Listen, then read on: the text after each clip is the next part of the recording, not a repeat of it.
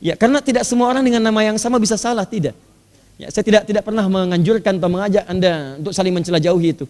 Kalau ada di antara Anda belajar dengan saya kemudian pandai untuk mencela, maka saya bersaksi saya tidak pernah mengajarkan. Tidak pernah mengajarkan. Ya, perbuatan yang saya kemudian perbaiki. Ini penting ini. Saya melihat hari-hari ini kita kehilangan sesuatu. Ada yang tidak wajar dalam kehidupan kita sekarang ini. Kenapa? Karena pilpres kemudian saling mencela. Bahkan ada yang saling dan melukai. Bahkan terbaru ada yang nembak orang. Apa sih yang mau didapatkan? Dipilih enggak, jadi juga enggak. Kenapa saling berkelahi? Coba Anda bayangkan keluarga saling berkelahi, tetangga saling mencela. Untuk apa? Jadi kalau satu orang terpilih kemudian banyak perselisihan sebelumnya, bagaimana bisa membangun, mengobati lukanya itu tidak mudah. Jadi saya mengajak sudah teman-teman sekalian, sudah kita hargai siapapun. Kalaupun nanti ada ustadz, ada kiai misalnya punya pilihan, jangan dicela, sudah, hormati.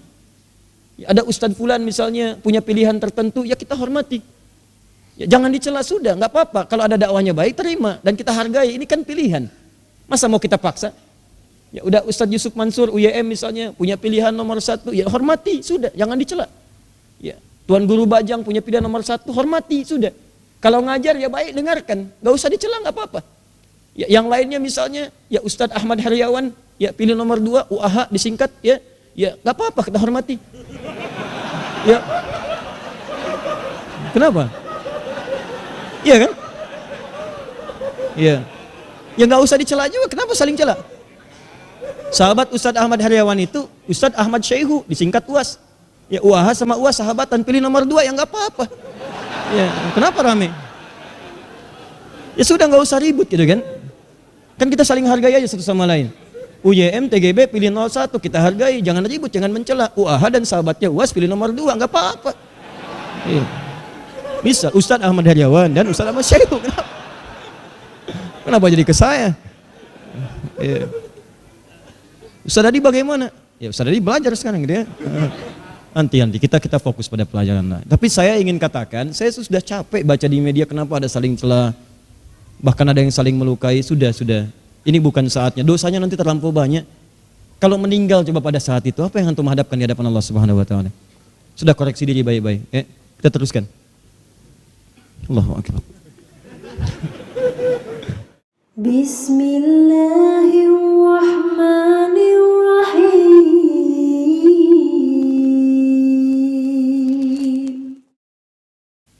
Baik secara tafsir, hukum fikih, ataupun nanti pandangan historical dari sisi sejarah. Satu makna telah kita bahas di pertemuan yang lalu, bahwa kalimat ayyaman ma'dudat memberikan kesan keringanan kepada para sahabat dan umat Islam umumnya saat menerima risalah, baik berupa perintah ataupun larangan dari Allah Subhanahu wa Ta'ala. Jadi ini manhaj dalam agama kita. Kalau ingin memberikan satu perintah, sesuatu yang baru pada orang lain atau pada siapapun, usahakan dengan hal-hal yang sifatnya meneduhkan dan memberikan perasaan ringan dalam menerimanya. Antum misalnya pimpinan di perusahaan, atau suami di rumah sebagai pimpinan, atau orang tua kepada anak, ketika ingin memberikan perintah, sampaikan dengan kalimat-kalimat yang dengan. Kalau suami pada istri bisa bersikap dengan lembut, kenapa mesti kasar?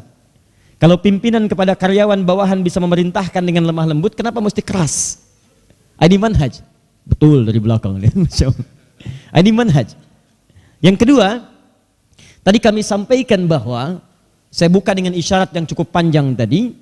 Nabi ketika diperintahkan oleh Allah saat datang ke Madinah pertama kali menunaikan puasa, memberikan contoh umum kepada para sahabat pada saat itu, tidak dimulai dengan puasa Ramadan, tapi dimulai dengan puasa 3 hari di setiap bulan, berlangsung di hari ke-10, hari ke-20 ataupun hari ke-30 kalau harinya sampai pada yang ke-30.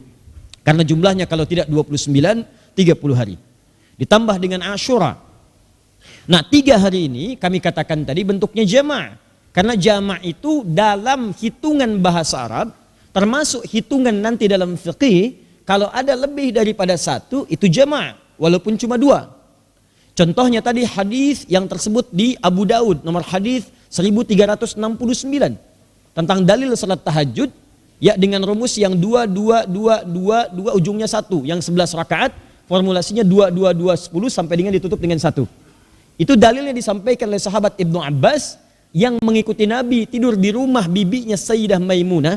Kalau sekarang di gate Nabi.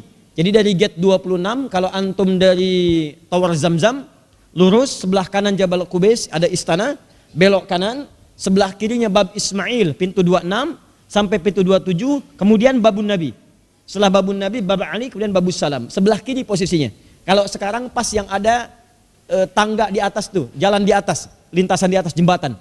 Itu persis di bawahnya tempatnya Sayyidah Maimunah. Makanya disebut dengan Babun Nabi, gate-nya Nabi. Di situ Nabi menunaikan salat 2 rakaat sebelum berangkat diisrakan pada malam Isra dan Mi'raj itu. Yang tadi ayatnya dibacakan. Nah di situ kemudian diikuti, lantas malamnya bangun mengikuti Nabi sampai Nabi sholat. Saat sholat itulah Ibnu Abbas radhiyallahu taala anhuma mengikuti di belakang Nabi. Karena tahu ada seseorang di belakang dan anak kecil, ditarik oleh Nabi sehingga safnya sejajar dengan Nabi. Ini dalil senantiasa digunakan oleh sebagian ikhwah kebolehan satu imam satu makmum dalam saf yang sifatnya sejajar. Imam sebelah kiri, makmum sebelah kanan, laki-laki dengan laki-laki. Itu boleh safnya sejajar. Jelas ya? Boleh. Tapi jangan lupa, ini pun menunjukkan bahwa sholatnya sholat malam, tahajud. Artinya tahajud boleh ditunaikan berjamaah. Kalaupun ingin diniatkan untuk mengajarkan misalnya pada yang lain, atau ingin menghadirkan kekhusyuan dalam konteks berjamaah. Misal di rumah, ya pengen berjamaah suami istri, boleh, sah. Dalilnya yang tadi. Ada lagi dalil lain, misalnya tentang sahabat Khuzaifah al-Yamani. Ada sahabat Abdullah bin Mas'ud. Ada sahabat Ubay bin Ka'ab. Pernah sholat di belakang Nabi, sholat malam. Sholat malam. Kata Khuzaifah, saya nggak pernah mendapatkan sholat paling khusyuk kecuali sholat di belakang Nabi. Saking khusyuknya kalau beliau membaca ayat doa, berhenti dulu, berdoa dulu. Kalau sampai di ayat azab, itu berhenti mohon pada Allah supaya umatnya dibebaskan dari azab. Minta. Sampai nggak terasa ternyata ketika akan ruku sudah 100 ayat Al-Baqarah. Saking khusyuknya sholat Nabi itu, rakaat pertamanya 100 ayat. Kata Ibnu Mas'ud, saya di kesempatan berbeda ikut juga. Saya kira 100 ayat juga. Begitu saya siap-siap ruku, Nabi lanjut. Sampai Al-Baqarah 286. Ketika itu selesai An-Nisa, baru ruku. 5 juz 10 halaman, baru ruku. Anda bayangkan. Begitu selesai kemudian beliau ruku, selesai, ya 5 juz tadi, sampai dengan An-Nisa, ayat 176, besoknya 3 orang sahabat ini, gak ikutan lagi. Ya, bukan karena lelah, ya, kata para sahabat, kata Ibnu Mas'ud khususnya, saya khawatir karena sering menduga di posisi mana beliau akan ruku. Bukan karena nggak kuat, karena beliau memetakan besoknya saya pengen ikuti di situ Nabi ruku, di situlah saya ruku. Makanya nanti banyak para sahabat sepeninggal Nabi, bahkan sezaman dengan Nabi, ketika mereka pulang ke tempatnya mengimami persis seperti Nabi, persis seperti Mu'az bin Jabal, ngimamin sholat maghrib baca Al-Baqarah sampai tuntas. Rakaat pertama, begitu nengok ke belakang, makmum udah pada kabur. Dan diadukan pada Nabi. Kata Mu'adz, kalian munafik katanya. Masuk Isya dibacakan Al-Baqarah. Tadi maaf, bukan maghrib ke Isya. Dibacakan Al-Baqarah sampai tuntas. Kata Mu'adz, kalian munafik. Karena kata Nabi, orang munafik itu subuh dengan Isya susah dia. Susah, malas-malasan. Mereka nggak sepakat. Diadukan pada Nabi, ya Rasulullah. Mu'adz katakan kami munafik. Kami bukan munafik. Kata Nabi, ada apa ini kisahnya kok rame-rame? Kok rame-rame? Disampaikan, Mu'adz ngimamin kami ya Rasulullah. Panjang-panjang. Kami nggak kuat. Kata Nabi, ya Mu'adz, kenapa kamu begitu? Kata Mu'adz, ya Rasulullah, saya mencontoh Anda. Tuh lihat. Tapi Nabi lebih pintar. Mu'adz, saya kan imam, makmumnya kamu. Tapi kamu imam, makmumnya mereka. Banyak ribut-ribut. Kata mereka, ya Khalifah Ali bin Abi Thalib Amirul Mukminin, kenapa zamannya Nabi SAW, zaman Umar, zaman Abu Bakar sebelumnya, gak banyak rame-rame seperti Anda ini, sekarang kok begini, banyak kekacauan. Kata Ali, Mas, zaman Nabi, itu rakyatnya Abu Bakar, Umar, Utsman, saya. Zaman saya, pemimpinnya saya, rakyatnya ente.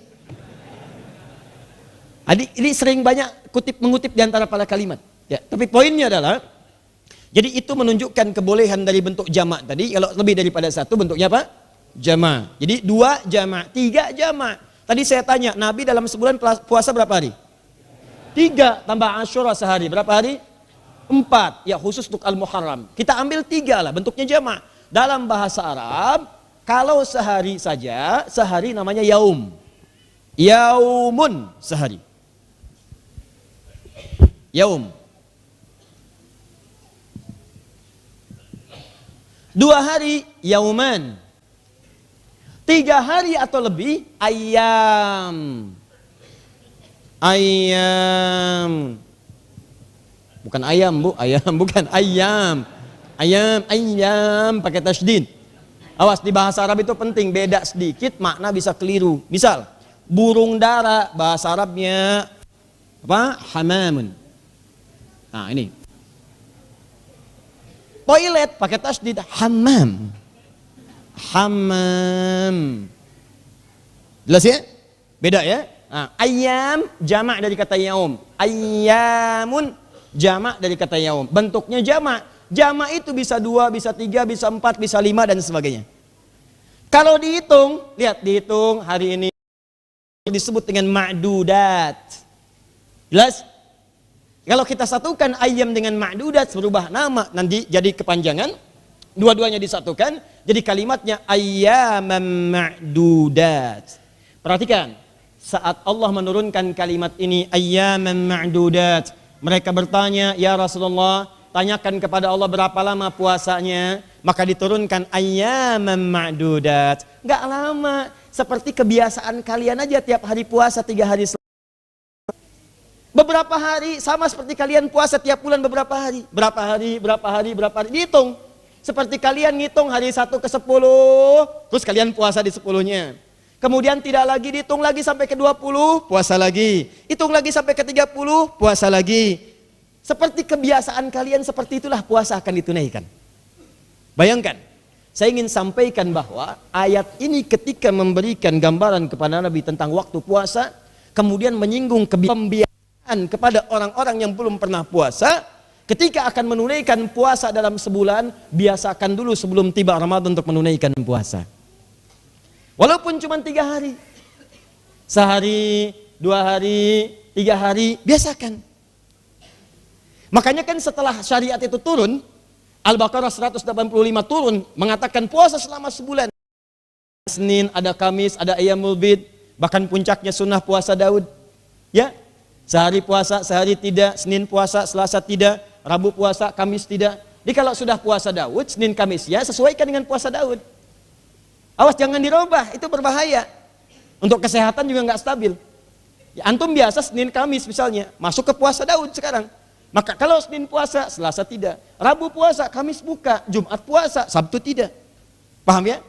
Dan kalau yang biasa puasa Senin Kamis pindah ke Daud, maka puasa Senin Kamis tetap ditetapkan pahalanya walaupun dia tidak puasa. Rumusnya di Al-Bukhari. Awas, rumusnya di Al-Bukhari. Hati-hati. Idza maridal abdu aw safar kutiba lahu mithla ma kana alaihi muqiman sahiha. Kalau ada seseorang sakit atau bahkan perjalanan dan dia terbiasa mengerjakan amal soleh sebelumnya, karena sakitnya atau perjalanan tidak mampu mengerjakan kebiasaannya, maka tetap dituliskan pahalanya sekalipun dia tidak mengerjakannya. Antum kebiasaan nih teman-teman sekalian, puasa sunnah, tiba-tiba safar berangkat ke Bandung, ke Semarang, ke Papua. Antum mesti buka. Karena di jalan terpaksa untuk berbuka karena tidak berpuasa pada saat itu, maka pahala puasanya tetap dituliskan walaupun dia telah berbuka pada saat itu. Maka bagaimana dengan akhwat yang terbiasa dalam sucinya baca Al-Quran diperbanyak, sholat sunnah diperbanyak, tahajud diperbanyak, maka saat haidnya tiba, pahala dituliskan walaupun Anda tidak mengerjakannya. Jadi saya sering katakan rugi kalau ada perempuan masa sucinya tidak memperbanyak amal soleh, sehingga saat haidnya itu tiba, yang dituliskan cuma pahala wajibnya aja. Sholat wajib, itu aja yang dituliskan. Pahala Quran nggak ada, puasa sunnah nggak ada, tahajud nggak ada, rugi. Karena kalau menopusnya sudah tiba, kembali normal seperti yang lain. Coba manfaatkan sebaik-baiknya, itu kelihatannya sederhana, tapi pahalanya banyak. Ya kelihatan sederhana, tapi pahalanya banyak. Nah ini manhaj, sekali lagi, namanya ta'wid, pembiasaan. Kedua, ada pembiasaan atau sebagai persiapan untuk beribadah, yaitu membiasakan ibadah sebelum ditunaikan secara sempurna, sebelum penunaiannya secara sempurna. Ya, paham? Pembiasaan atau persiapan untuk beribadah sebelum ibadah itu ditunaikan secara sempurna. Contoh, tadi Ramadan belum tiba, awas. Mungkin kan di antara anak-anak kita itu ada yang baligh sebelum Ramadan. Maka biasakan. Sekarang nanti sedikit lagi masuk bulan Sya'ban nih. Awas, hati-hati. Begitu masuk ke Sya'ban kemudian, Nabi itu kelihatan banyak riwayat menyebutkan banyak puasa. Puasa, rajin puasanya, nambah. Rajab itu puasa. Bulan-bulan Hurum, Dzulqa'dah, Dzulhijjah, Al-Muharram puasa. Senin Kamis rajin puasa, Ayyamul Bid puasa. Untuk apa? Ngasih contoh ke umatnya. Jadi kalau antum punya anak yang baru balik misalnya, biasakan puasa, nggak apa-apa silahkan. Atau anak-anak misalnya belum balik, usia 5 tahun, 6 tahun pengen diajarin, boleh. Ya begitu misalnya tiba menjelang Ramadan, biasakan. Ada yang baru masuk Islam. Ya 2 bulan, 3 bulan kemarin, pekan kemarin, berusaha puasa. Sehari dulu, setelah itu besoknya buka dulu, setelah 5 hari puasa lagi, mulai kuat tambah Senin Kamis, mulai kuat ya puasa Daud, sehari puasa, sehari tidak. Ya, nggak ada sholat Daud, cuman puasa Daud. Ya, jangan dikira kalau puasa Daud ada, sholat Daud ada, tidak. Ya, subuh sholat, duhur tidak, asar sholat, maghrib tidak, ya. Nah, jangan ngarang, ya. Oke. Paham sampai sini? Maka ini penting disampaikan, kebiasaan diawali dengan puasa saat datang ke Madinah 3 hari itu, ternyata diantara hikmahnya, perhatikan bagaimana Allah memberikan kemuliaan. Allah tuh saking sayangnya dengan kita tuh luar biasa. Dan Nabi itu belum tahu apa yang terjadi di 2 tahun setelahnya. Bayangkan kan puasa itu yang Ramadan turun tahun kedua kan? Ya kan? Di tahun kedua itu baru turun. Jadi begitu turun tahun kedua, Ramadan diturunkan perintahnya. Tapi kan sebelum itu diminta puasa dulu 3 hari. Ternyata yang 3 hari itu disampaikan kepada umat untuk persiapan di Ramadan kemudian 2 tahun yang akan datang. Anda bayangkan. Makanya kalau ada anak Anda misalnya, dia baliknya 9 tahun, 7 tahun ajarin. Dia baliknya 13 tahun, 9 tahun, 10 tahun ajarin dia puasa. Walaupun sehari dulu, kadang-kadang tengah hari zuhur buka. Begitu dia buka, Masya Allah ibu sampaikan, nah kamu tuh luar biasa. Mama dulu jam 9 sudah buka. Kamu sampai jam 12, Masya Allah. Besok terusin ya sampai asar. Mama besok kan hari Jumat gak puasa. Iya mama lupa. Nanti Senin mulai lagi. Tuh, terus naik. Begitu sampai zuhur kasih hadiah. Berikan lagi, besoknya asar, sampai dia terbiasa. Begitu tiba Ramadan, Allahu Akbar. Sepekan sebelum Ramadan, bukan Anda yang ingatkan, anak Anda yang mengatakan, "Pa, Ma, jangan lupa ya, sepekan lagi Ramadan tiba, kita siap-siap." Itu luar biasa. Paham ya? Nah, ini manhaj seringkali, maaf, jarang dibahas oleh beberapa sementara teman-teman, sehingga aplikasinya jarang kita tunaikan dalam kehidupan. Orang tua kita tuh dulu nggak banyak teori, cuma nyuruh aja. Ya puasa, biasain. Kalau udah biasa jadi kebiasaan, enak kemudian dikerjakannya. Ini diantara dalilnya. 3. 2 sudah, kemudian 3. Kita bacakan dalil tafsirnya. Sudah. Wa huwal yaumul 'ashir wal 'ishruna wa 30 min ayyamish syahri. Nabi membiasakan puasa 3 hari setiap muncul hari ke-10, hari ke-20, hari ke-30 dari setiap hari-hari sepanjang bulan. Di setiap bulan 3 hari. Wa kana al-insanu mukhayyaran fi tilkal ayyamil lati syara'allahu fiha an-nasum. Ya. Jadi orang-orang diberikan kemudahan oleh Nabi. Yang pengen puasa, puasa. Yang tidak juga enggak apa-apa, silahkan. Puasa. Cuman kan kalau lihat nabinya puasa, semua puasa. Orang kan pikirnya begini, ini Nabi aja yang ahli surga, surganya dijamin, masuk surga tanpa hisab, masih puasa. Masa saya yang bukan Nabi nggak puasa? Kan malu kalau ketemu Nabi nggak puasa. Sama antum lah, ketemu ustadz, ketemu siapa kan, lagi baca Quran di masjid. Antum bukan ustadz nggak baca, kan malu. Ya, ustadz sholat sunnah samping antum, sholat samping antum. Ya bisa punya luang, ustadznya sholat, antum nggak, kan malu. Lain suasananya. Jadi ada orang-orang tertentu yang kalau ditatap itu, kita ingat dengan Allah tuh. Cari orang-orang begitu tuh. Cari orang-orang itu. Saya kalau sedang kurang tenang atau gelisah atau futur tuh ya, itu diantaranya saya suka cari tuh. Ya, wajah-wajah ulama dilihat. Itu kebiasaan ulama-ulama dulu tuh. Ya, Masya Allah begitu kita, atau kitabnya ulama kayak gini kan ada kitabnya tuh. Kita lihat kitabnya, kita lihat namanya. Begitu lihat namanya ingat lagi akhlaknya, kemuliaannya, perjuangannya, kita semangat lagi. Ada yang orang-orang tertentu kalau dilihat Imam Malik, imam-imam yang lain kalau sedang ada suasana itu pergi ke majlis ustadz lain. Dilihat cuma lihat wajahnya aja. Begitu lihat wajahnya ingat lagi akhirat, pulang lagi. Nah antum usahakan begitu tuh. Usahakan. Jadi kalau orang lain lihat antum tuh ingatnya akhirat tuh. Jadi begitu lihat antum tuh ingat tahajud, ingat baca Quran. Cobalah seperti itu. Jadi apa ya? Ada keindahan dalam hidup itu. Ada keindahan. Dan yang paling indah tuh saat anak antum menatap antum tuh teringat itu kemuliaan-kemuliaan itu. Coba deh ya, didik anak antum jadi ahli Quran. Itu nanti akan terjadi perbedaan. Begitu Anda melihat anak Anda, itu Masya Allah. Ada kebahagiaan yang gak didapati sebelumnya.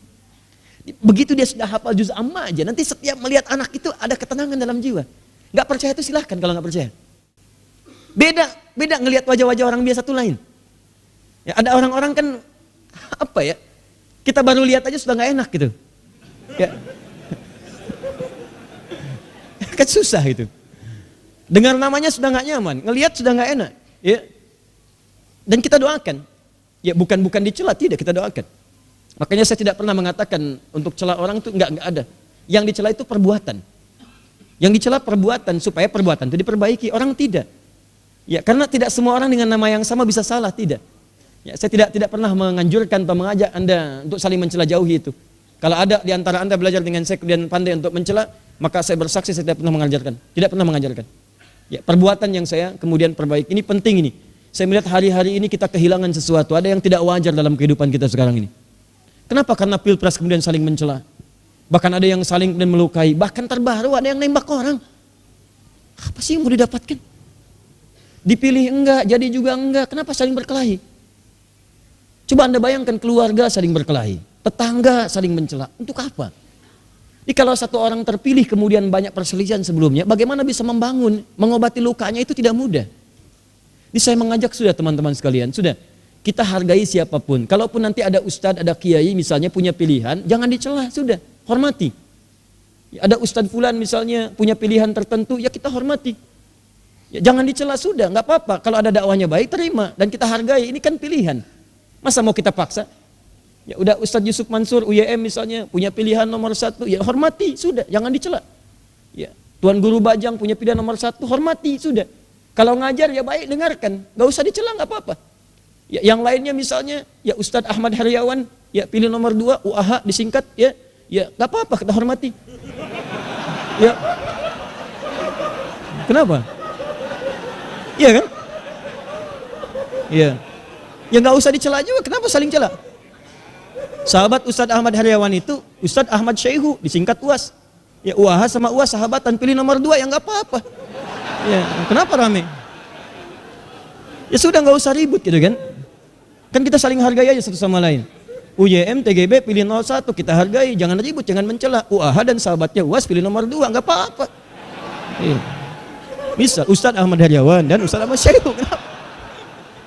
Kenapa jadi ke saya? Iya. Ustadz Adi bagaimana? Ya Ustadz Adi belajar sekarang gitu ya. Nanti kita fokus pada pelajaran. Tapi saya ingin katakan, saya sudah capek baca di media kenapa ada saling celah. Bahkan ada yang saling melukai, sudah. Ini bukan saatnya, dosanya nanti terlampau banyak. Kalau meninggal coba pada saat itu, apa yang antum hadapkan di hadapan Allah Subhanahu wa taala? Sudah koreksi diri baik-baik. Kita teruskan. Allahu Akbar. Saya yakin habis ini pasti dipotong videonya nih. Aduh. Terserah dah. Ayo sudah. Bismillah. Sampai mana tadi? Wa kana al-insanu mukhayyaran fi tilkal ayyam allati syara'a Allahu fiha an yasum wa in kana mutiqan li shaumi an yasum aw yafdiya. Jadi kalau mampu dia kemudian puasa, maka dia berpuasa. Tapi kalau berat dia, silahkan berbuka. Ya, berbuka silahkan. Dan dia berikan fidyah sebagai ganti. Makanya nanti ada ayat, ya wa 'alal ladzina yutiqunahu fidyatun ta'amu miskin. Kalau berat silahkan, ya bisa ganti nanti dengan fidyah. Nanti kita bahas saat masuk kepada kalimat itu. Amma hina syara'a Allahu ta'ala as-shauma fi Ramadan, faqad asbaha as-shaumu fardhatan ta'abbudiyatan wa ruknan min arkanil Islam. Maka ketika tiba kemudian syariat turun mewajibkan puasa di bulan Ramadan, yang tahun kedua Hijrah, yang di bulan Sya'ban itu di hari Senin turun itu, maka jadilah kemudian puasa Ramadan fardu untuk menghapuskan yang 3 hari itu yang sebelumnya. Di kalau mau puasa yang 3 hari di luar Ramadan silakan puasa. Ada Ayyamul Bid kan? Ayyamul Bid kan 3 hari kan? 13, 14, 15 kan? Ada hari Senin, Kamis, lebih banyak lagi. Tapi poinnya adalah sebelum masuk ke Ramadan ada pembiasaan untuk menunaikan latihan-latihan puasa. Demikianlah kemudian kita sekarang ini bisa kita jadikan manhaj sebelum tiba Ramadan, minimal sebelum datang Ramadan, biasakan puasa. Kalau nggak kuat sehari dulu, hari ke-10 puasa lagi. Nggak kuat nanti 5 hari berikutnya, sampai setiba Ramadan terbiasa untuk menunaikannya. Paham insya Allah? Baik. Bagian ketiga. Bayanut tadarruj fis shaum. Bab menerangkan tentang tahap-tahap kemudian penulaian puasa sampai tiba kemudian ketentuan puasa Ramadan. Ba'da an i'tada al-muslimun as-siyama furida as-shaumu fardan la ikhtiyara fihi. Kemudian setelah terbiasa orang-orang Islam itu di zaman Nabi sallallahu alaihi wasallam untuk berpuasa, maka diturunkanlah kemudian puasa bulan Ramadan itu secara penuh yang tidak ada pilihan lagi. Walaupun di awal-awal masa ayat ini turun, ada penyesuaian-penyesuaian bagi orang-orang yang masih belum mampu beradaptasi. Lihat tahapannya, lihat. Masih ingat? Sebelum tiba Ramadan, Nabi membiasakan contoh umum berapa hari puasa? 3. Hari apa saja? Ke-10, 2, 20, 30. 30 ini maksudnya akhir bulan. Kan akhir bulan bisa 29 atau 30 hari. Jadi kalau nggak ketemu 30 berarti 29-nya. Paham ya? Tambah dengan puasa apa?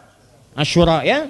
Baik, kalau sudah paham ini berarti ini poinnya orang yang belum masuk ke Ramadan biasakan puasa. Poin yang keduanya, ada orang yang sudah tiba Ramadan belum mampu juga. Kan saat itu awal-awal tuh. Karena yang 3 hari itu nggak semuanya itu bisa konsisten puasa. Ya, kalau sekarang kan maaf ya viral, ada media sosial. Ya, apa yang dikerjakan di Amerika sekarang ketahuan. Ya kan? Apa yang dikerjakan di Chicago, orang Chicago pun tahu. Apa yang dikerjakan di Singapura, orang Singaparna bisa akses. Jadi semua yang dikerjakan di dunia sekian detik nyampe. Kalau zaman Nabi di mana ada Facebook, Instagram dan semacamnya. Apa yang dikerjakan di Uhud, orang Badar belum tentu tahu. Orang Madinah turun wahyu, orang Mekah apalagi jaraknya cukup jauh. Pakai bis aja, teman-teman bisa 4 sampai 5 jam, apalagi saat itu nggak ada bis. Jalan pakai onta, itu yang paling elit onta. Kecepatan unta paling cepat 60 sampai 80 km per jam. Kalau sedang lambat 20 30. Jalannya, aduh, jangan dikira, cobain naik unta. Betul, datang taman safari, cobain paling deket tuh. Dek. Kadang-kadang dia ngelihat antum, dia jalan lagi. Bener, Mas. Makanya orang Arab punya syair. Jadi kalau dia pengen santai, syairnya yang santai pakai rumusnya tawil, bakhar tawil. Manzili bisaqtil liwa bainad dakhuli fahumali. Untanya jalan. Itu babu tawil ada. Makanya antum belajar, ada di thaqafah itu, hadara Arabiyah baca. Tapi kalau pengen cepat, apalagi unta peperangan, kadang-kadang matanya ditutup. Itu kuda unta kalau sedang perang, itu mata ditutup. Ya, supaya jiwanya lebih kuat dan nggak ada ketakutan. Ya, sesama kuda, begitu ngeliat kuda itu lebih besar kan ciut gitu kan. Tutup matanya supaya berani lebih kencang lagi, lebih kencang. Unta begitu. Dan jangan salah pakai syair juga. Syairnya itu syair yang cepat, hamasa kuat, ritmenya cepat. Makanya yang digunakan rajaz. Mustafilun sautus safiril bulbuli hayyaja qalbi thamili al-ma'u wa zahru ma'a ma'adhati lakhdul muqali fa anta ya sayyidi wa sayyidi wa mauladi fakam tayyumuni ghayrun uqayqali taftahu min adwatin fi li hadha ar-rajuli qala la faqad ghalabu harwili wal walad wali wa illa li faqultu la tuwalwili fabayinu lu'lu ali qaratahu hina kadha in madhul muqali kahatan kalali tabuli jalan. Kenapa nyampe situ gitu ya? Itu. Jadi ini kalau antum bahas dari semua aspek tuh enak, itu nampak 1, 2, 3, 4. Nah itu. Jadi ada pembiasaan sama. Orang-orang dulu itu ketika turun syariat itu teman-teman, itu tempatnya beda-beda. Ya jangan jauh-jauh lah. Tadi masih ingat ayat kiblat turun itu kan?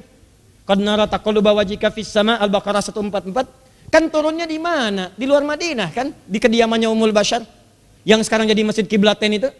Dulu itu area luar Madinah. Madinah itu dulu cuman searea Masjid Nabawi sekarang. Itu area Madinah tuh. Area Madinah itu di Kuba nggak masuk area Madinah. Masjid Kiblatain nggak masuk, sekarang diperluas. Jadi waktu turun ayat itu qad nara taqalluba yang di Masjid Kiblatain sekarang, itu orang-orang yang di Masjid Nabawi nggak tahu. Makanya ketika kesana dikabarin, kami tadi turun kiblat baru, sholatnya menghadap ke Masjidil Haram. Yang sana nggak tahu. Maka bertanya kepada Rasulullah, ya Rasulullah status kami bagaimana? Sholat yang tadi, maka turun ayat wa ma kana Allahu liyudhi'a imanakum. Allah nggak akan menyia-nyiakan sholat yang mereka kerjakan karena iman. Dituliskan pahalanya walaupun menghadap pada kiblat yang beda pada saat itu karena ketidaktahuannya. Tapi poinnya adalah pada saat itu akses itu tidak bisa ditempuh dengan cepat layaknya sekarang. Satu dengan yang lainnya punya akses yang kadang-kadang tidak langsung didapatkan. Karena itu ketika Nabi melakukan kebiasaan, yang ini tahu, yang lain tidak. Sebagian siap, yang lain belum.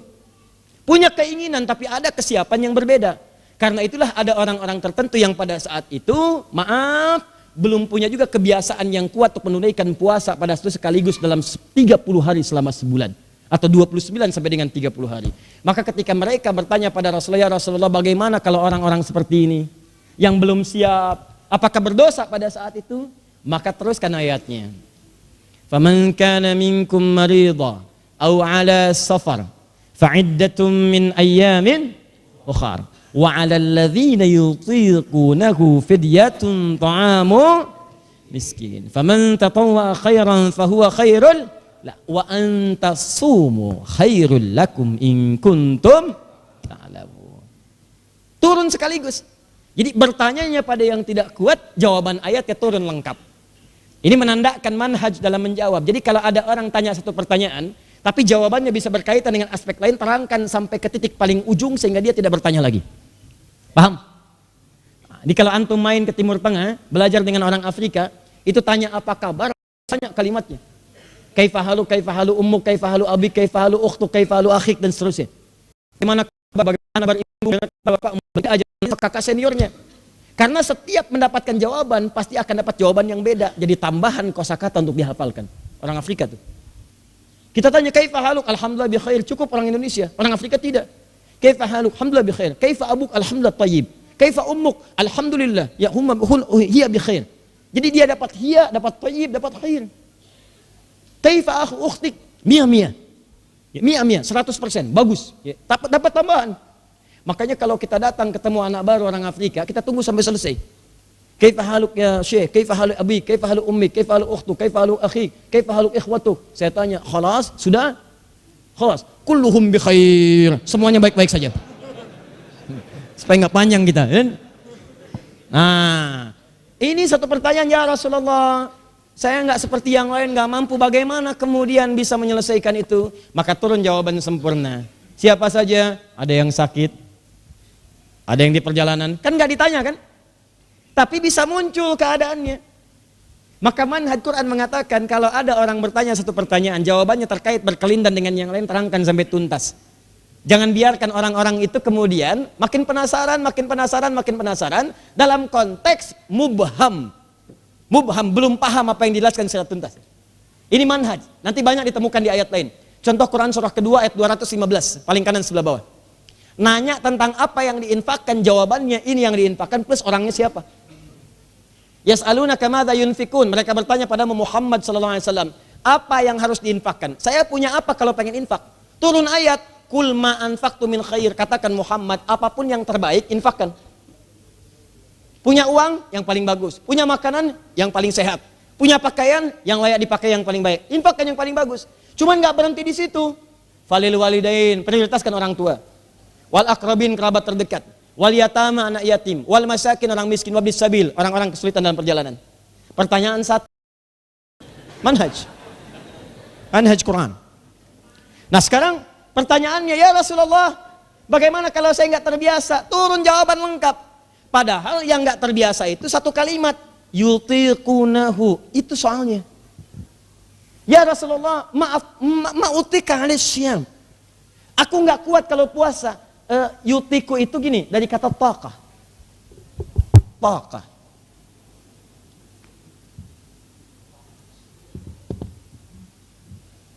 Ini ada yang mengartikan kekuatan, ada yang mengartikan asalnya yaqah. Dari kerah yang terlampau kecil. Jadi seakan-akan mencekik gini. Ya, kerah yang terlampau kecil seakan-akan mencekik. Misalnya antum usia 50 tahun, pakai baju cucu yang usia 5 tahun. Ya. Kan begitu dipakai nggak enak kan? Kebagian kerahnya itu nggak enak begini kan? Nah, dipakai sih bisa dipaksain. Cuman kan perasaan nggak enak, seakan-akan ada ketat, sulit, membuat kita rumit dan keadaan leher tercekik. Nah, sama ini orang-orang nggak biasa puasa, diminta kemudian puasa 30 hari. Maka ada yang merasa seperti tadi, wa 'alal ladzina yutiqunahu. Kata Al-Qur'an, ada orang-orang yang ketika menunaikan itu merasa berat dia. Berat. Ternyata bukan dia aja, ada lagi golongan-golongan yang lain. Faman kana minkum maridha, satu marid.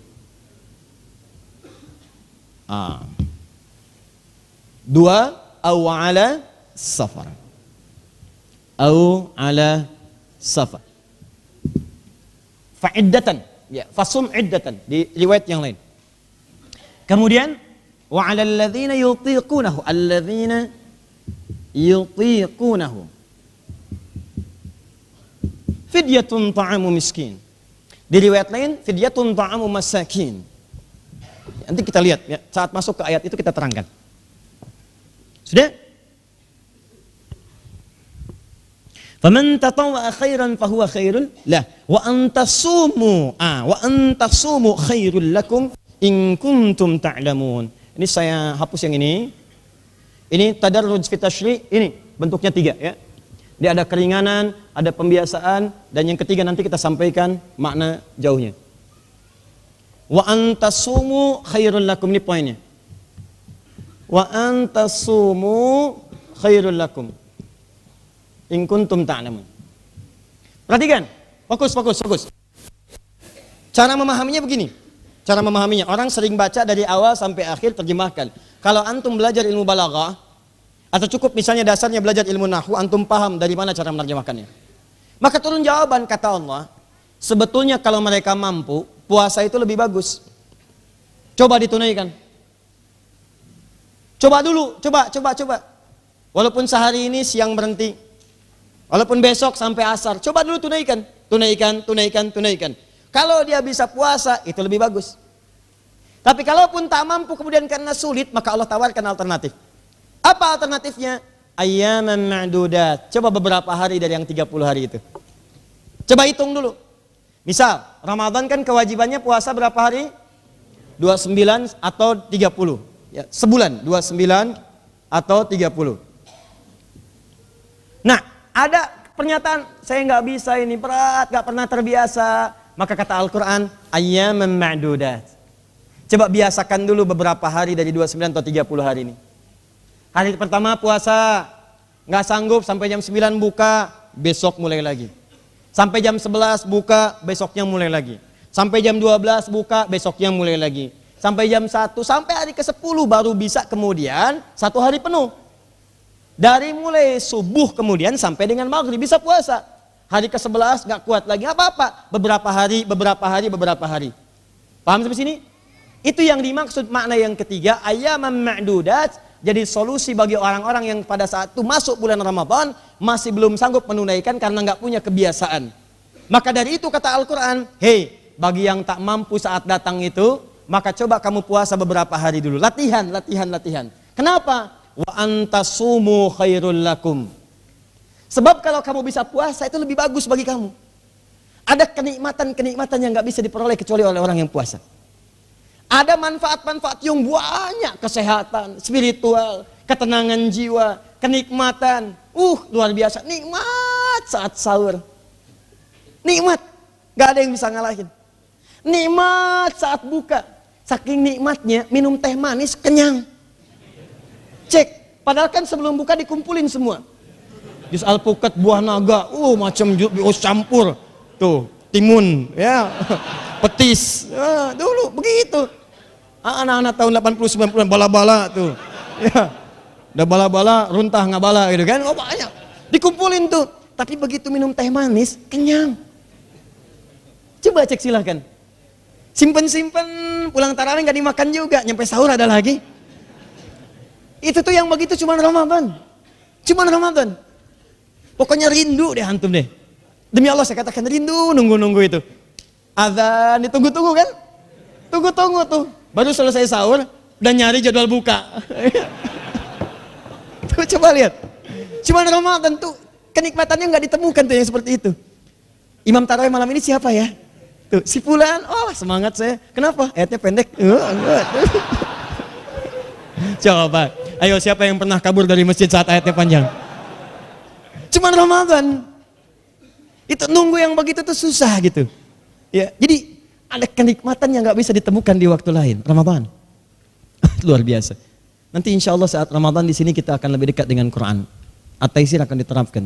Masya Allah. Kita nanti siarkan supaya di tempat-tempat lain bisa mengikuti juga. Ya ada semangat yang nanti pekan depan saya bagikan. Insya Allah. Tolong diingatkan nanti kurikulum nabinya kita bagikan. Nah jadi kesimpulannya adalah pertama kali orang yang sakit, saya belum bahas sakitnya seperti apa ya. Saya belum bahas. Saya ingin masuk ke poin bagian 3 ini dulu. Di kesimpulannya adalah, baik ada orang yang sakit, atau orang perjalanan kemudian safar, nanti kita turunkan apa yang dimaksud dengan safar, karena pemahaman orang Arab harus dibedakan dengan kita. Yang dimaksud safar ini maksudnya apa? Ya. Ada orang sakit safar atau orang sulit seperti yang kamu adukan sekarang kata Allah, maka silahkan, coba dulu puasa. Kalau sekarang nggak nyampe sampai maghrib, besoknya lagi, sampai kamu terbiasa. Kalaupun kamu nggak biasa puasa pada saat itu, nggak bisa. Aduh, baru jam 8 udah buka, ganti dengan fidyah awal-awal. Ya berbuat baik.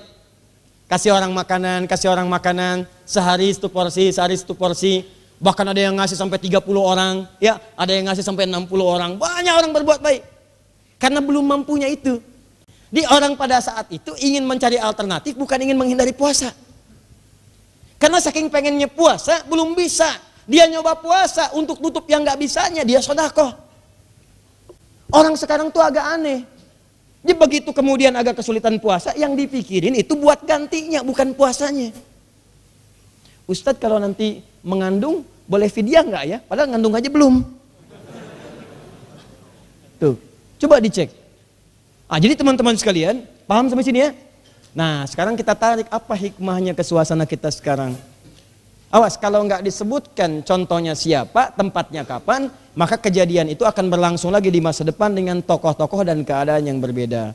Maksudnya, akan tiba nanti di masa yang akan datang, orang-orang yang memang tidak biasa puasa, pas dia itu berada di Ramadan. Contoh, orang masuk Islam di bulan Ramadan. Jangan lihat Indonesia saja. Banyak orang-orang ikutan di Eropa, di Amerika, nyoba-nyoba puasa. Di situ keenakan, nikmat. Tiba-tiba syahadat. Asyhadu an la ilaha illallah. Asyhadu anna Muhammad Rasulullah. Lihat yang di Auckland nih, kita doakan sama-sama insya Allah.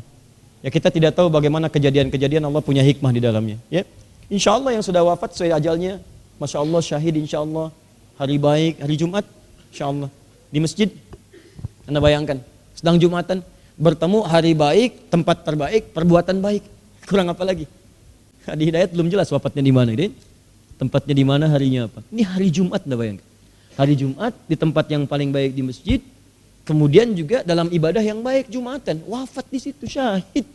Insya Allah. Ya, insya Allah sepanjang dia beriman dan mendekat kepada Allah Subhanahu Wa Taala. Insya Allah. Tapi dia punya amalan itu. Bayangkan wafatnya masih punya amalan. Apa amalannya? Menghidupkan syiar Islam di lingkungan dia tinggal. Bukankah setelah mereka wafat berbondong-bondong orang mengenal Islam? Enggak cuma 1-2 orang, se-New Zealand. Azan dikumandangkan yang enggak pernah dikumandangkan setingkat nasional. Senegeri itu dikumandangkan pada satu Jumatan. PM-nya Perdana Menterinya ikutan Jumat dengerin. Hari Jumat itu perempuan tuh berkerudung, New Zealand dihimbau berkerudung datang sukarela itu. Sukarela. Suka dan rela itu kan. Dia suka dan rela dipakaikan. Sampai saya di WA oleh teman-teman di telepon. Kami ini hampir tiap waktu komunikasi dengan teman-teman. Bagaimana perkembangan. Ustadz Masya Allah ini sampai kekurangan stok kerudung. Anda bayangkan. Jadi saya mau ngasih tahu akhwat-akhwat yang belum pakai jilbab. Mohon maaf ya. Itu di negeri sana saking pengen pakai jilbabnya. Belum beriman pengen pakai jilbab. Ini Anda dikasih iman oleh Allah. Kenapa itu nggak dipakai? Jangan bikin kaget malaikat ah. Ya. Bikin kaget, hidup gak pakai kerudung, meninggal pengen dikerudungin. Kan malaikat juga heran. Bukankah kain kafan perempuan beda dengan laki-laki? Kain kafan perempuan ada tambahan satu untuk kerudungnya. Dipakaikan kerudung. Hati-hati, Anda yang tidak pernah berkerudung saat wafat akan dikerudungi itu. Begitu Anda ditanya, wah, kamu siapa? Kata malaikat. Saya fulana. Kamu hidup gak pakai kerudung, kenapa sekarang berkerudung? Man rabbuka? Siapa Tuhanmu? Jilbab. Huh? Pah. Coba. Ayo istighfar. Perbaiki diri. Lebih baik. Wafat. Wafat. Ya Allah, saya katakan wafat. Meninggal. Wafat nanti. Sama. Kita wafat pasti pulang. Apa yang antum bawa? Berdoa.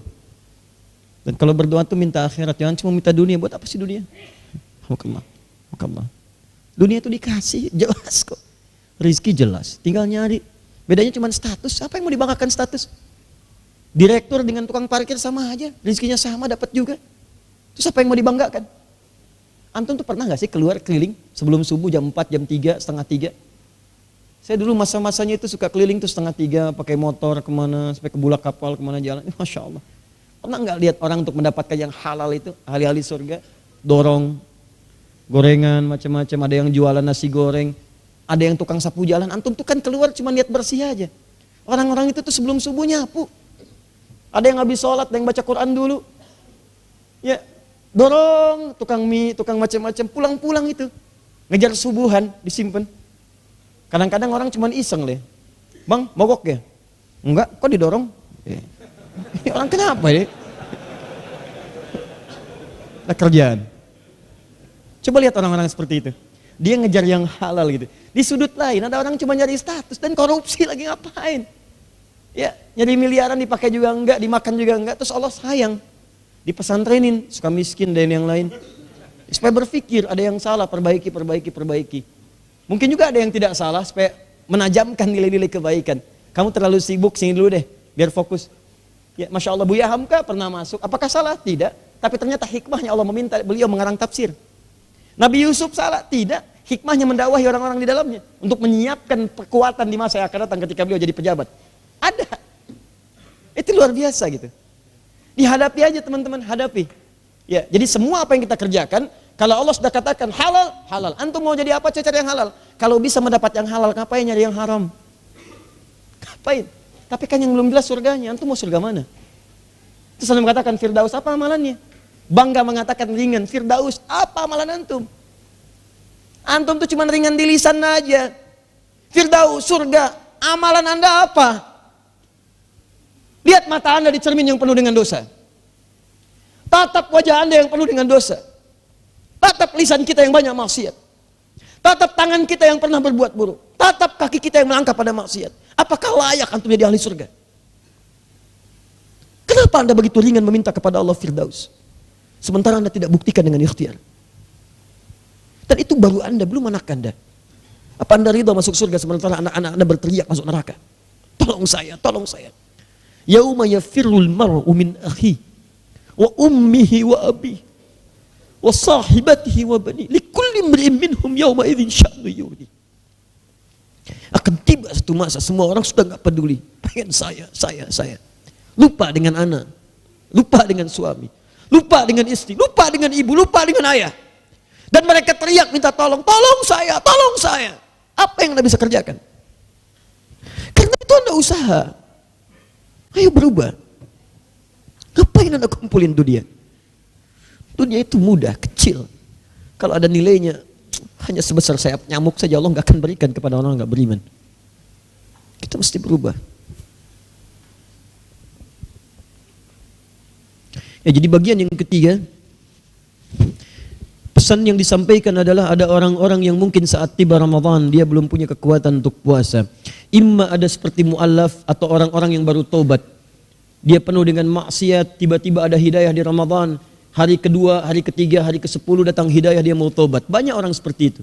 Ketika dia mau tobat kemudian dia mau puasa dan tidak terbiasa. Maka sampaikan pada orang ini dengan lemah lembut. Jangan paksa dia pelan-pelan. Kamu coba puasa besok. Bagaimana kalau saya zuhur buka? Jangan pikirin buka dulu, kamu puasa aja dulu. Ya, begitu kamu buka kemudian besoknya kamu lebih baik lagi. Besoknya lebih baik lagi sampai kamu sempurna. Ya, Allah memberikan kemuliaan sesuai dengan batas kemampuan. La yukallifullahu nafsan illa usaha. Demikian mu'allaf masuk Islam, ajari salat bismillah, jangan paksa dia dulu. Dengan bismillah dulu. Bismillah naikkan ke Al-Fatihah. Al-Fatihah tambah lagi pelan-pelan sampai dia menikmati keislamannya dan ketenangan dalam salatnya. Jangan takut-takuti dia. Kalau kamu nggak bisa salat besok neraka kamu, neraka kamu. Apa yang untuk mendapatkan? Pelan-pelan. Pelan-pelan, pelan-pelan. Jadi hikmah ketiga dari kalimat ayyaman ma'dudat, memberikan pesan bagi orang-orang yang saat tiba Ramadan tidak ada kemampuan untuk berpuasa karena tidak punya kebiasaan, maka kata Allah, ayo kamu coba puasa beberapa hari. Biasakan, biasakan, biasakan sampai kamu mampu. Setiap kamu berbuka, coba kamu berbuat baik pada orang lain supaya mendapati kenikmatan Ramadannya. Misal, ada mu'allaf baru masuk Islam atau ada orang tobat kemudian dia nggak biasa puasa, baru datang dia puasa. Saat duhur buka misalnya, karena tak sanggup dia, karena nggak punya kebiasaan, maka ganti dulu dengan sedekah. Yuk kasih orang lain makan, supaya punya kenikmatan. Beda, antum saat ngasih di Ramadan, dengan di luar Ramadan akan lain rasanya. Nggak percaya silakan. Antum bikin makanan, dia kirim ke masjid saat Ramadan. Begitu antum datang, orang lain nyicipin makanan yang antum buat itu, oh nikmatnya luar biasa. Bahagia gitu. Makanya muncul hadis-hadis sahih. Muncul hadis-hadis sahih, yang meminta kita untuk berbagi walaupun cuma sehidup air. Kasih. Ya, itu luar biasa gitu. Ya. Jadi itu maknanya bagian yang ketiga. Kemudian diruntutkan oleh Al-Quran, diberikan detailnya dan dirinci oleh hadis-hadis Nabi SAW. Satu rinciannya.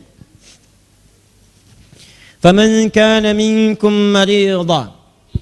Bukan kamu saja yang susah, orang-orang yang susah itu ada orang-orang yang sakit.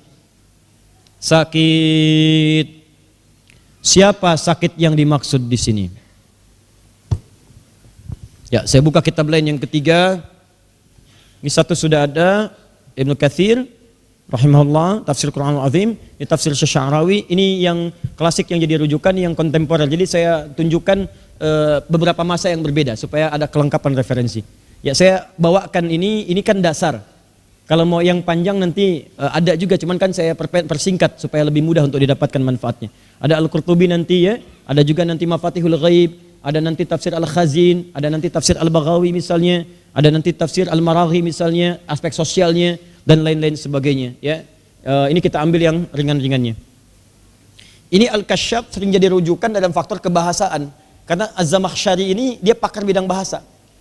Ya, walaupun pemikirannya dalam akidah ini jangan terlalu diikuti, karena ini termasuk dalam i'tizal, Mu'tazilah, ya tokoh Mu'tazilah, ya tapi dia dekat sekali ya pada Sunni, artinya nilai keislamannya kuat sebetulnya.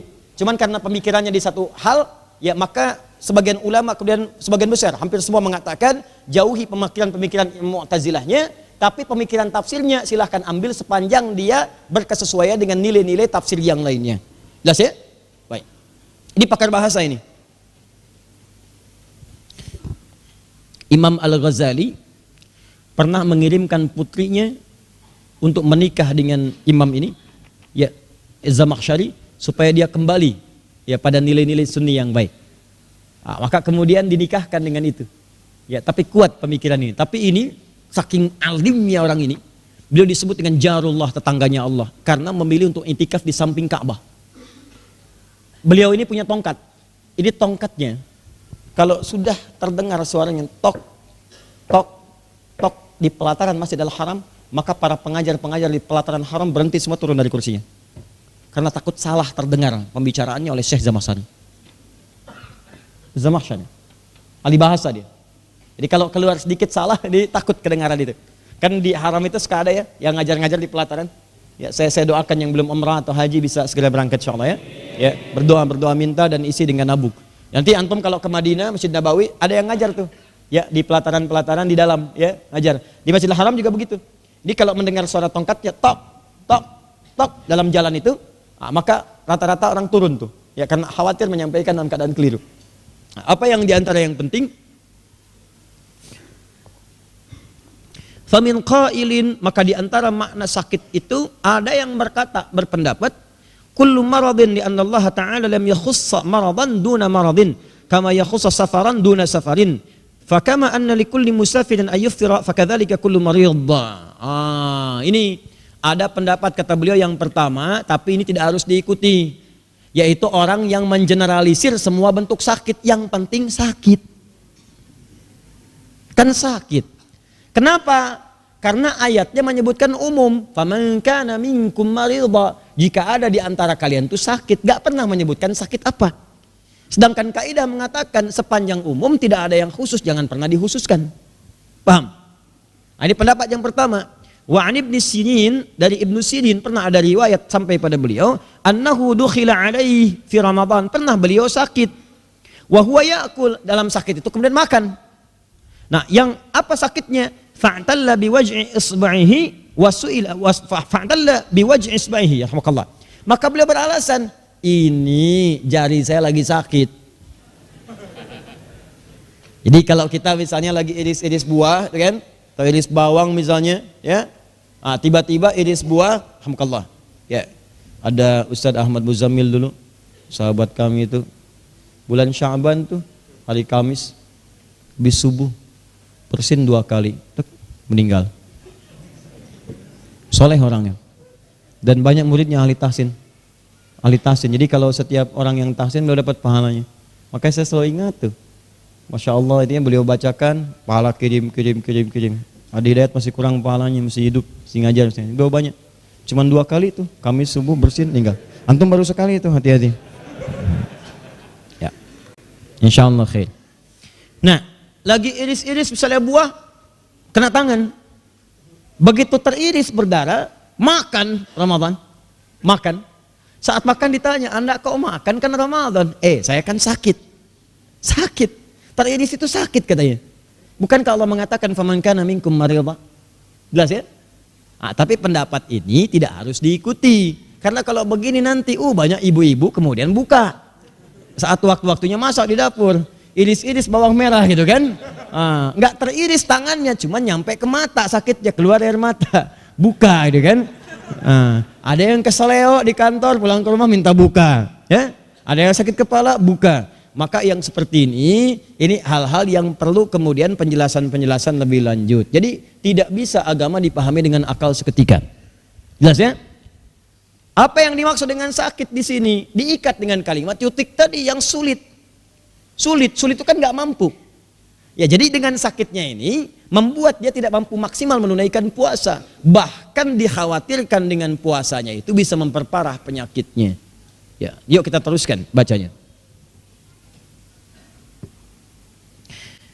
Faqala innahu min fi si'ati minal iftar, ada yang berpendapat bahwa ini luas sekali untuk berpuasa. Wa qailin, ada juga yang mengatakan dia di antaranya huwal maradul ladzi ya'suru ma'ahu shaum wa yazidu fihi. Nah, ini poinnya.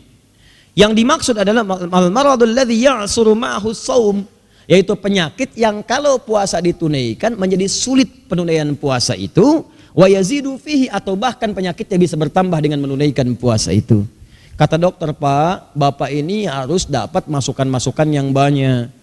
Ini obat mesti masuk. Kalau obat gak diminum sekarang, penyakit Bapak ini bisa bertambah, bisa berbahaya, bisa makin parah. Maka kalau kondisinya seperti itu, Anda diperkenankan berbuka.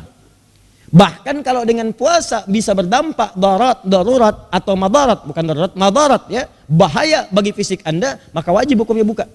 Berdosa kalau puasa. Kan ini rukhsah. Rukhsah ini hadiah, pemberian. Saya ngasih hadiah ke antum, begitu saya kasih hadiah, senang nggak? Senang. Allah kasih hadiah ke antum, kenapa antum nggak senang?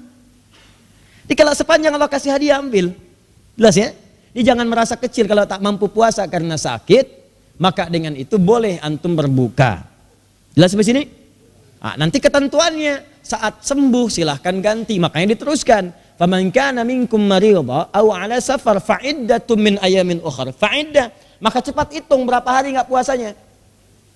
Hitung. Misal hari ini sakit nih, sakit gak bisa puasa, sulit, bisa tambah parah penyakit. Hitung hari ini saya buka. Nanti ganti, qadha kemudian hari. Jelas? Hari kedua belum sembuh, hitung 2 hari, 3 hari, 4 hari, 5 hari. Hitungan itu nanti pasca Ramadan diganti, namanya qadha. Jelas ya? Fa'iddatun, hitung. Ingat, yang diminta oleh Quran hitung harinya, bukan hitung jumlah umumnya. Karena ada yang menghitung jumlah sebulan, jangan keliru. Karena bulan dalam hijrah bisa beda, bisa 29 atau 30. Ramadan tahun ini misalnya bisa 29, Ramadan kemarin bisa 30, jangan hitung sebulannya. Hitung berapa harinya, hari. Pasca Ramadan, hitung lagi, qadha setelah itu. Jelas? Baik. Kemudian yang kedua, ada yang membaca secara maknawi. Ingat-ingat, dalam hukum fikih, kaidah hukum itu bisa diterapkan dengan dua pendekatan. Ada hakiki langsung, ada maknawi, disebutnya ilatnya. Sebab yang menjadikan gak puasa apanya? Paham? Belum. Yang hakiki, sakit betulan, penyakit nampak. Misal, mohon maaf sekali, didiagnosis Anda sakit nih, nggak bisa puasa. Ya, penyakit misalnya yang dideteksi mesti ada, maaf ya, ada yang diisolasi, ada kena cancer misalnya, kita doakan semoga lekas sembuh. Kan? Ada yang misalnya kena diabetes, dalam tahap misalnya ini treatment, harus minum obat macam-macam, harus masuk. Ada yang diinfus, kita doakan juga lekas sembuh, bismillah gitu kan. Nah, nggak bisa puasa, kalau puasa bahaya. Silahkan buka. Tapi ada yang maknawi, dirinya kelihatan sehat. Tapi punya kondisi seperti orang sakit, ini maknawi namanya. Illat maknawiyah. Sebabnya sama dengan orang sakit, gak mampu puasa, cuman kondisinya beda. Contohnya seperti apa? Ibu yang sedang hamil atau menyusui. Ibu yang sedang hamil, mengandung dan atau menyusui. Ya. Ibu hamil memerlukan kalori misalnya setidaknya 2.200 sampai 2.300 kalori. Menyusui 2.200 sampai 2.600 kalori. Mesti masuk. Ada yang sudah kuat, bisa adaptasi, dia puasa. Tapi tidak sedikit yang kemudian merasa lemah dengan itu. Mengkhawatirkan, apa yang dikhawatirkan? Dua. Yang pertama, ada yang khawatir dengan kesehatan dirinya. Begitu puasa, saya takut diri saya lemah. Ada yang kedua, khawatir pada bayinya. Saya sih kuat puasa, cuman takutnya kalorinya nggak masuk tuh kebutuhan bayi saya. Maka yang seperti itu dikiaskan seperti orang sakit. Kalau orang yang sedang mengandung khawatir saat dia berpuasa, masukan untuk dirinya kurang, sehingga membuat fisiknya lemah, alih-alih dia puasa ibadah, padahal cuman malas, tidur, lemas, lihat jam lagi, berapa jam lagi, aduh masih 5 jam, berapa jam lagi, Allahu Akbar, alhamdulillah buka, belum asar asar, coba deh kemana, asar, masih 2 jam lagi, yang dilihat tuh itu gitu kan. Maka yang seperti ini silahkan buka. Nanti qadha. Maka dari itu hukum bagi orang yang perempuan yang tengah mengandung dan atau menyusui ini dibagi dua oleh para ulama. Pertama, kalau dia khawatir pada dirinya. Dan atau pada bayinya sekaligus, dirinya dan bayinya, bukan pada bayinya saja. Yang pertama pada dirinya saja, ya.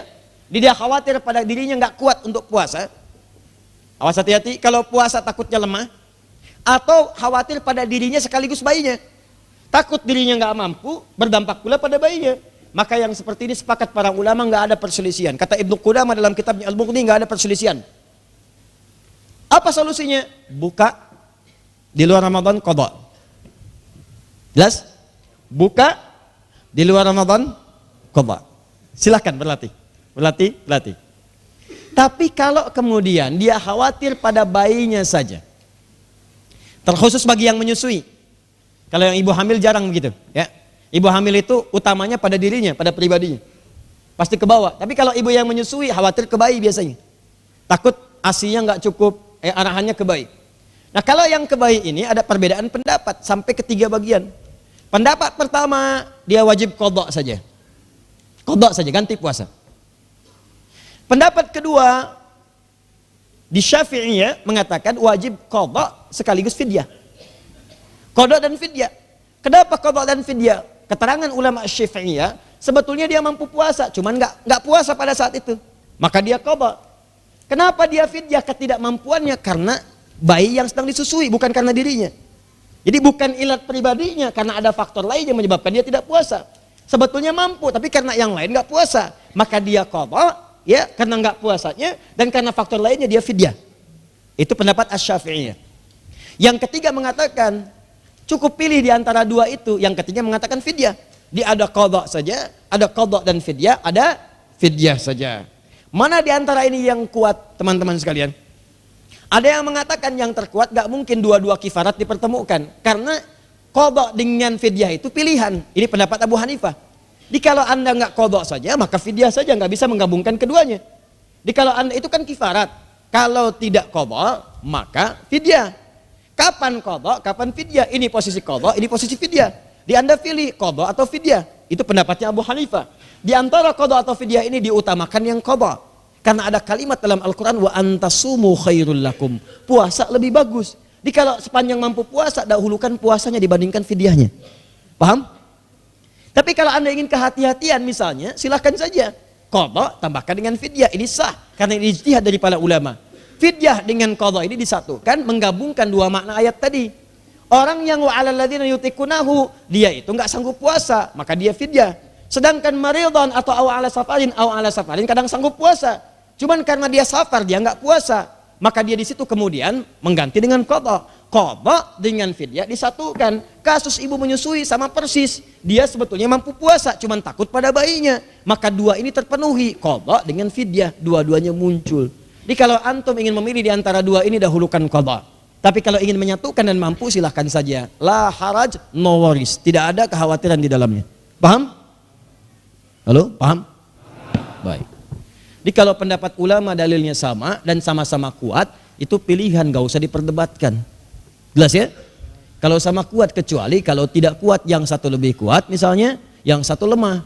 Ya, yang satu misalnya lemah, ya nggak punya kemampuan dan sebagainya. Yang dua kuat, kemampuan bagus. Nah itu beda, gitu ya, kondisinya lain. Terus, jangan nyambung kemana-mana. Kita lagi bahas puasa. Ini saya nanti punya masalah lagi nih. Saya nggak ikut-ikutan. Urusannya Waha sama Was. Paham? Satu. Faman kana minkum maridhan. Ingat. Faman kana, man kana itu adalah kondisi yang tidak biasa. Jadi bukan dibuat-buat. Faman kana minkum, jika kondisi kamu tidak biasa, kamu sakit. Ini bukan sakit yang direncanakan. Ya Allah, kalau Engkau berkenan jadikan aku Ramadan sakit. Wah, itu memaksa. Atau rencana memang pas Ramadan misalnya, supaya sakit bulan Ramadan, bikin kecelakaan dikit misalnya kan. Coba-coba minum baygon. Itu tidak. Ya. Jadi faman kana minkum, jika terjadi kondisi yang tidak biasa, kemudian sakit menyebabkan sulit untuk berpuasa. Atau kemudian ibu hamil, ya hamil atau menyusui, seperti tadi hukum yang telah kami sampaikan. Ini nanti tolong jangan ada pertanyaan lagi kalau sudah saya jelaskan. Paham ya? Jangan ada pertanyaan lagi kalau sudah saya jelaskan. Ustadz, bagaimana kalau saya hamil, melahirkan, saya lagi menyusui, hamil lagi misalnya kan? Kondisi seperti itu, seperti apa solusinya? Sama jawaban dengan yang tadi. Paham? Dahulukan puasa untuk qadha, kemudian upayakan maksimal. Kalau memang diponis tidak punya kemampuan, maka dorong dengan fidyah. Jelas? Allah Ta'ala a'lam bissawab. Aw ala safar. Sabar pelan-pelan. Atau engkau dalam perjalanan. Perjalanannya disebut oleh Al-Quran dengan nama safar. Ingat, ada zahab, ada safar. Ana ghadan sa'adzab ila Jakarta. Besok saya mau ke Jakarta. Ana ghadan sa'usafir ila Malang. Besok saya mau safar ke Malang. Kebayang enggak? Ghadan ana sa'usafir ila BSD. Ayu BSD? BSD yang mana? Tambun, Bekasi sonoan dikit. Misalnya, ana azhab ila BSD. Wa ghadan ana usafir ila BSD thumma ila Menes. Saya pergi ke BSD Serpong, kemudian ke Menes, Banten sebelah sana. Ya, perhatikan kalimat saya. Ada azhab, ada safar, beda. Ghadan ana azhab ila Lebak Bulus. Wa ghadan ana musafir ila Papua. Jelas? Ada perbedaan ya? Maka kalimat Al-Quran ketika mengatakan dalam perjalanan, pertama, fokus. Kalimatnya menggunakan kata ala. Awas. Quran tidak mengatakan au musafir. Padahal kalau mau seimbang, lihat, faman kana minkum maridhan, isim fa'il. Au musafiran, isim fa'il, sama-sama isim fa'il. Tapi karena kalimat ini dari Allah bukan manusia, maka kalimatnya detil sekali. Wah, ini Allahu Akbar. Kalau paham bahasa Arab, sujud antum. Membenarkan bahwa ini firman Allah. Kalau bahasa manusia akan sama wazannya. Wazan timbangannya dari musharraf. Ini isim fa'il. Faman kana minkum maridhan, isim fa'il, marid. Au musafiran, isim fa'il, orangnya. Tapi kalimatnya beda. Faman kana minkum maridan au ala safar. Halus safar. Au ala safar. Fa'iddatum min ayyamin ukhar. Hukumnya disamakan dengan orang yang marid. Iddah. Hitung kalau tak mampu puasa. Min ayyamin ukhar. Di hari-hari yang lainnya. Nah. Pertanyaannya, kenapa menggunakan kata safar? Apa yang dimaksud dengan safar di sini? Berapa jaraknya?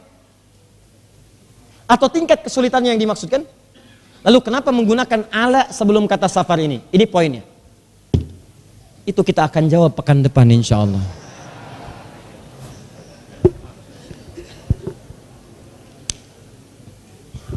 Baik, semoga Allah muliakan kita. Allahumma taqabbal minna innaka antas samiul alim wa tub alaina innaka antat tawwabur rahim.